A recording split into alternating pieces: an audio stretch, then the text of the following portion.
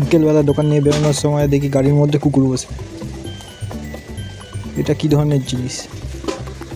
এই ভালোই জায়গা পেয়েছে সবার। তারপরে ভাই দেখি সাইকেল নিয়ে খেলা দেখাচ্ছে। কাজ করা চালু হয়ে গেল, মাংস কেটে নিলাম।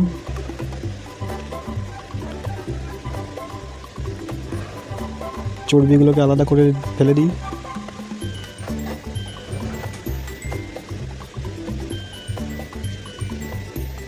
মাংস করার পর ম্যারিনেশন রেডি করে মাংসগুলোকে ম্যারিনেট করে নিলাম।